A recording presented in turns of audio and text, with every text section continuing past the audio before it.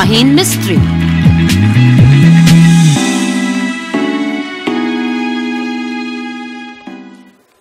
Good afternoon. Good afternoon. Thank you. So while the children were performing, I'm not sure what you saw, but I'm going to tell you what I wanted you to see. As Sanaya, their teacher, and Rutuja were introducing what happiness means, perhaps you saw what they feel about happiness. What I wanted you to see was the love between a teacher and a student. As they danced, perhaps what you saw was a very sweet, happy, high-energy dance. What I wanted you to see was a group of children who less than 2 years ago studied in government schools, hardly able to speak English, lacking courage, unable to define compassion, who today have changed their lives and I believe are set up to change the world. And that's why I wanted our Maya children to be with us today. Thank you.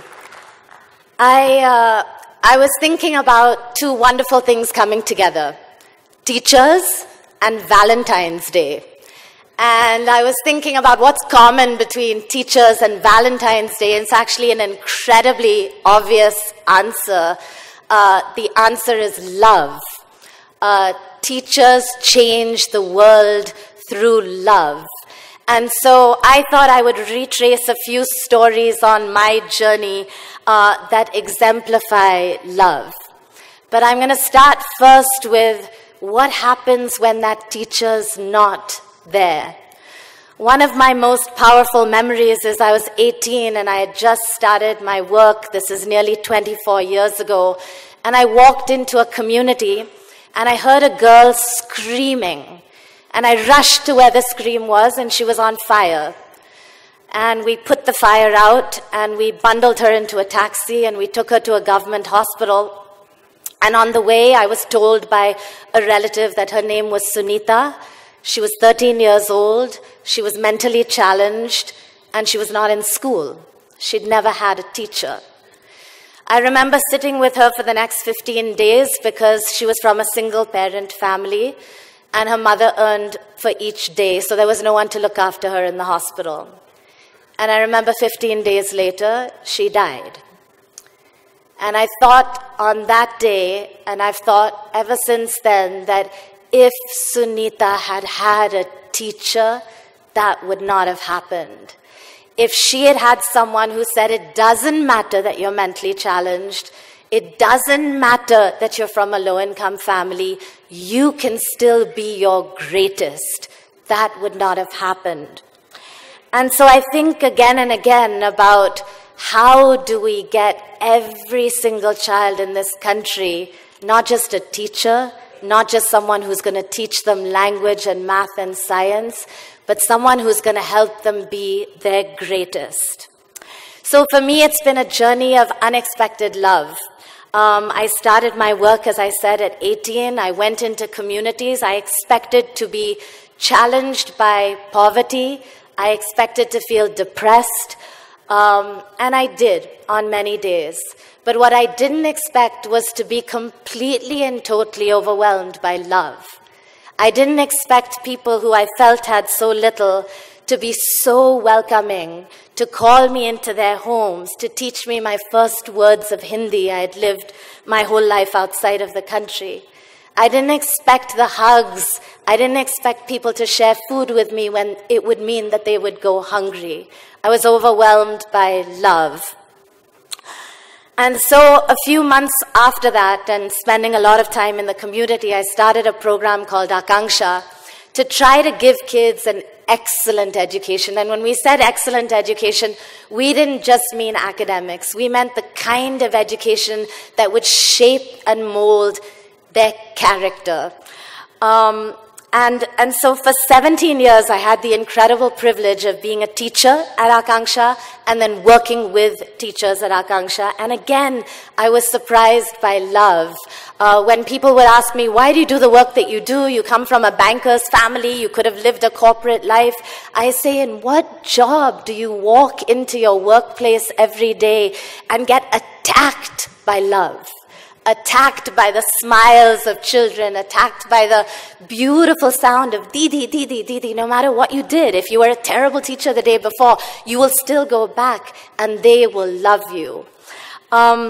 In what job do you see teachers like Anjali, an Akanksha teacher, who I remember once going to her home on a Sunday and finding all 30 of her students shoved into her little TV room, having a movie marathon of one movie after another and really difficult movies to understand. And I said, Anjali, it's a Sunday. What does your husband think? And she looked at me and she said, they're my kids. If they don't have the opportunity to watch movies like this, I have to give them those opportunities. I remember another day walking into a class and finding that she had brought sushi, veg and non-veg sushi, and for her kids to eat. And I said, Anjali, why are you giving them sushi? And she said, I don't want anyone to ever ask them what sushi is and for them not to know what it tastes like. I want them to be like any other privileged child. The love that goes into making that happen. I remember one of our students, Prashant, who was approaching the 10th standard. He failed 3 times. And he kept going. His teacher kept telling him, don't give up, you can do it. And the 3rd time, his last exam paper, I got a call that morning. He was about to go for his paper and he said, Didi, something terrible has happened. My father has just died. Can you come?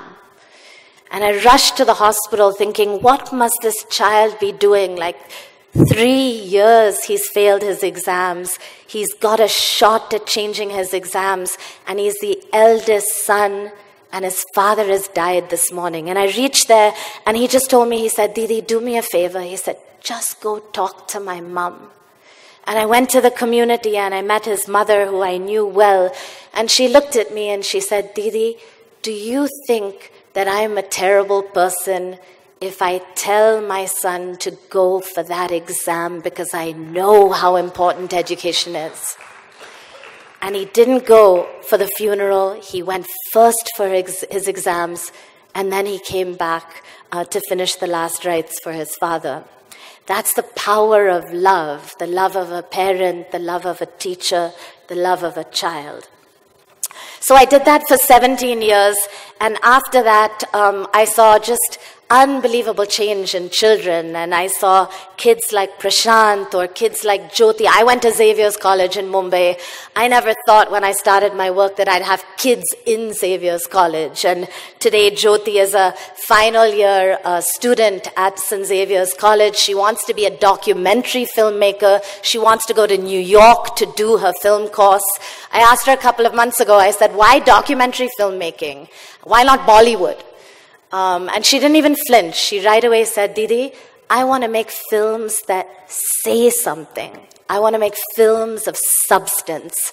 I want to make great films, films that move people to do things. That's the power of what we can do with children. So seeing success in children like Prashant and Jyoti, we had many failures as well. I asked myself the question, how do we do this at scale? How do we do this for every single child? Like Rotary's thinking about, like, how do we bring literacy to every single child? I'm thinking about, how do we unleash the greatest potential of every single child so that, the next generation of Rotary will have children from the lowest income background sitting where you're sitting today, leading the social movements of the future. And so we started a program called Teach for India, which was a crazy idea. What we did was we went across the country and around the world and we said, we want the best people in the country to come and teach full-time for 2 years in the nation's most underserved schools. And we want them to do that because we believe by doing that, that they will radically transform, and through their lives, they will be the leaders that will not stop until every single child in the country gets an excellent education. And so again, countless stories of love. One of our fellows, Zafar, who was working with a big multinational, left that, came in, taught his kids. One day his kids bring him, 6-year-old kids, bring him a little newspaper-wrapped package. And he opens it, and it's a pair of rubber latex gloves. And he looks at his child and he says, "Why have you given me rubber gloves?" And the child tells Zafar, "Because I'm worried that your skin seems to be getting bad by the chalk every day. And so wear the gloves and protect your hands." I mean, these are the tiny stories that can shift the world, I think. Or Fiona, who told her kids, who were five grade levels behind and couldn't read a sentence, "By the end of the year, you will each read 200 books. And her kids said, "You're crazy, Didi." And she said, "No, I'm not crazy, and maybe they don't need to be big books, but you will all read 200 books. And I remember being in that classroom a month before she graduated from the fellowship. I've never seen such euphoria. Every child had their hands up, and they were calling out the numbers of books that they'd read. The lowest number was 183 books. The highest was 230 books, right? That's not a story about reading. That's a story about what's possible with children. And so then I saw what happens after this 2-year fellowship when our Teach for India alumni go out across the country and around the world to spread what they've learned, to really impact every single child. And if you look just at Pune, because we're in Pune today, we have alumni that are working across the Pune government school system to train teachers. We have alumni who've set up rural schools trying to mobilize community. We have alumni who've set up the first English medium government schools in Pune today at the secondary level. We have alumni who are revolutionizing the way that science education is taught. We need an army of people working together to solve this problem, and that really is what Teach for India is trying to do. I leave you with a final thought in the form of a 30-second video, which I'm going to introduce quickly. The children who you saw dance embarked on a journey of courage, compassion, and wisdom over the last 18 months. They came in and we asked them, "What's a musical?" And they didn't know. And we asked them, "What's courage?" And they didn't know. And we said, "Okay, we're going to learn together." A couple of months ago in November, across Mumbai and Pune, as Rutuja shared with you, we staged Maya, which was a musical that was trying to show what is possible with kids who have very limited opportunities when you're able to give them a great education. Can you run the video, please?